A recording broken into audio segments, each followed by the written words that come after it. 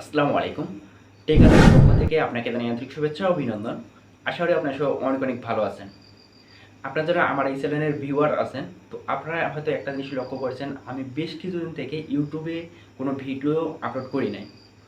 তো ইউটিউবে video upload করি নাই, আপনারা হয়তো এরকমটাও ভাবছেন যে ভাই মনে হয় ইউটিউব ছেড়ে দিল।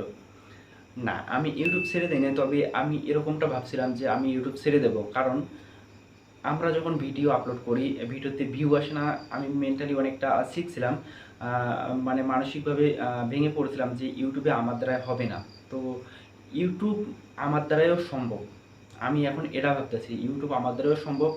প্রচুর সময় ব্যয় করতে হবে এবং এই ইউটিউবে যতক্ষণ না সফল হব ততক্ষণ আমি কাজ চালিয়ে যাব। এবং আপনারা আমার সাথে যদি থাকেন, ইনশাআল্লাহ কোনো না কোনো সময় ইউটিউবে আমি সাকসেসফুল হতে পারবো। আমার মতো যারা আপনারা ইউটিউব শুরু করেছেন, অর্থাৎ স্টার্ট করার পর ভাবতেছেন মাঝপথে এসে ভাবতেছেন ইউটিউব ছেড়ে দেব, আর করব না। তো আমি আপনাদের একটি কথাই বলবো, ইউটিউব ভাই ছেড়ে দিয়েন না। আপনি ভিডিও আপলোড করতে থাকেন, কোনো না কোনো এক সময় গিয়ে অবশ্যই আমাদের সফলতা আসবে। আমরা আমরা যারা নতুন আছি, কাজ করতেছি, তো আমাদের তো পাবলিক চেনে না, অর্থাৎ মানুষ তো চেনে না। তো যেহেতু আমাদের চেনে না, সেক্ষেত্রে আমাদের পরিচিত মুখ হতে হবে, আগে পরিচিত মুখ হতে হবে, এরপর আমরা আমাদের ভিডিওতে ভিউ এমনিতে পেয়ে যাব। তো ব্যাপারটা হচ্ছে ইউটিউবে আমাদের ধৈর্য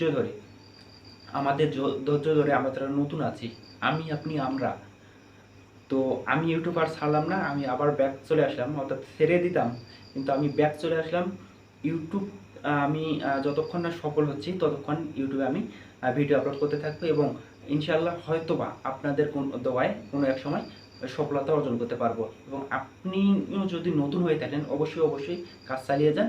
ইনশাআল্লাহ কোনো না কোনো সময় আপনি সফল হতে পারবেন। তো আমি এই দুই একটি কথা বলে আজকে আমি বিদায় নেব এবং নেক্সট থেকে আমি রেগুলার ভিডিও আপলোড করা শুরু করব। ইনশাআল্লাহ আপনারা আমার সাথে থাকবেন। আপনারা সবাই ভালো থাকবেন, সুস্থ থাকবেন, সবসময় আপনার পরিবারকে সুরক্ষিত রাখবেন। আল্লাহ হাফেজ।